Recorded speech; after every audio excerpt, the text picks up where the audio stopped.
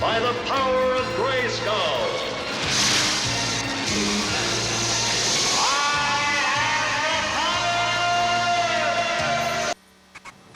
Hello, this is just a quick review for Beam Driver, which is like Beam NG on the PC. I've seen it on discount from 12 quid down to 7.5 quid, so I thought I'll buy it at 7.5 quid. And it's really shit, like, if you want the honest truth. But what I found is that because it's so shit, it actually makes it challenging. If you persevere and you actually, try, then you can get it done. But you've just got to persevere with it because it's so shit. There's three different modes. There's this mode which they call circuit racing, which it's not.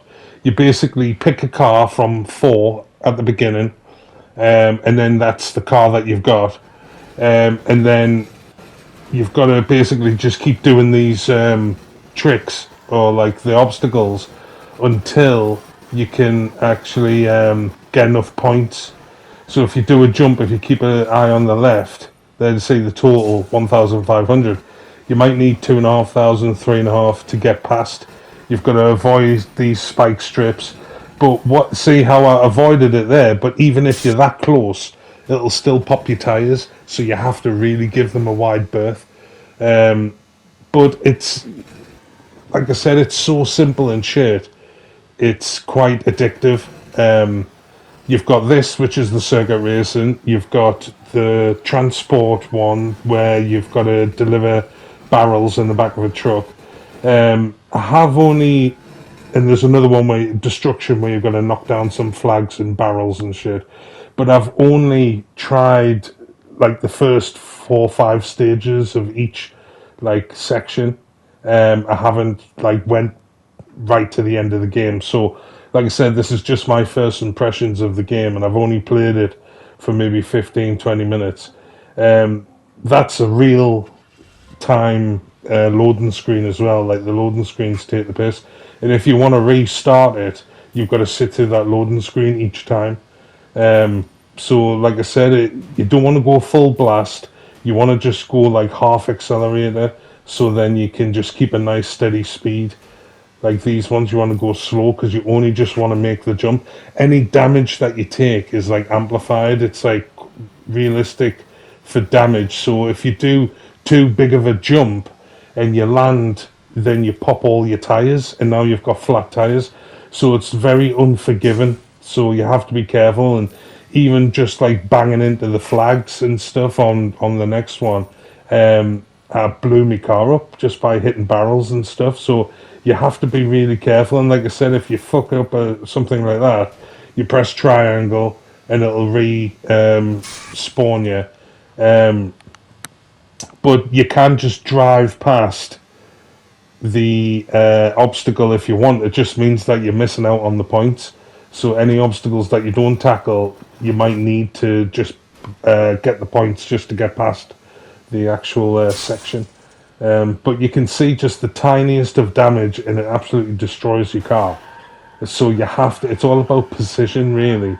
It's all about speed. Even though you are getting timed, I think you get plenty of time enough to do the level. But I'm driving this slowly because I've got 4 like pop tires. You respawn, you've still got your pop tires. So it's very difficult. The more damage you do to your car, it stays with you for the rest of the stage. And that goes throughout all of the different stages, and the different categories. So, like I said, it's not the best game for your money, but for 7 quid, or even 12 quid, I mean, what do you expect? I had never played Beam NG because it was a PC game. And I had seen a lot of videos on YouTube of people messing about saying it's really good for realistic damage and stuff, because I like Wreckfest and that's basically the same. So you have to like just get used to the way it handles, and then it does make it more, like doable. You just have to have patience. But like I said, it's a very bare bones game. You don't really get much in terms of content. So it is what it is. It's only £7, so you can't really expect too much from it. But again, these loading screens are like basically in real time. This is a transport one. Um, you do have traffic on the road, but they're not moving, so you can just dodge them. You've got to keep snaking left and right. But also, um, you've got to be able to keep these barrels in the back of the truck, and the slightest movement, as you can see, is it sends them flying. So the key to these ones I found is just slow and steady. Just get like half throttle and then just ride it out. Don't try and go fast, because one slight twitch and the barrels come out of the car, out of the back of the truck. And also you move your camera with the right stick, and it's very sensitive, and it's inverted as well, so that does your head in sometimes, when you're trying to line up the camera. And it's one of those cameras where once you've got it set, it'll just stay there. So if you want to constantly move the camera about, then you have to just constantly adjust it, which is like, it does your head in. So there is no tracking camera either on that. Again, long loading screens, and I just completed that stage, so it shows you how long it takes to load in until the next stage. And you just keep going. You just press continue, or you can go back to the main menu. If you go back to the main menu, you've got like a grid system with stars underneath each square, and you can do them again or choose your vehicle that you want to do it with. This one you get given the vehicle, but you do get a choice to pick. And I'm sure this is only like level 2, level 3.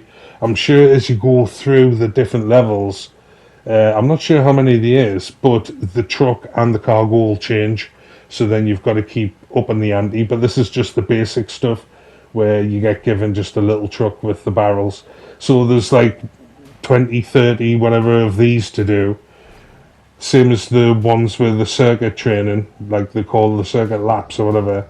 And then there's this type as well. This is called destruction, where you choose your vehicle at the beginning, and then you have to just see in the top left corner, it says there like 15 of, is it 73? So you have to hit every single barrel. You can't miss any, because you'll get to the end and you'll be like a couple missing. But as you can see, they get stuck under your car, like all the debris and the flags and the barrels and the cones, they all get stuck under your car, and it just causes damage, constantly causes damage. I think I blew it up on this try because I was smacking off the barrier too much. But again, it's about precision. It's about holding the accelerator, being precise with your steering so you can collect everything. I'm going far too fast here. Like I was just testing it out, but now I know. See, I've got something stuck under my car. That's why all those sparks are coming off the car, but it's causing damage to the car.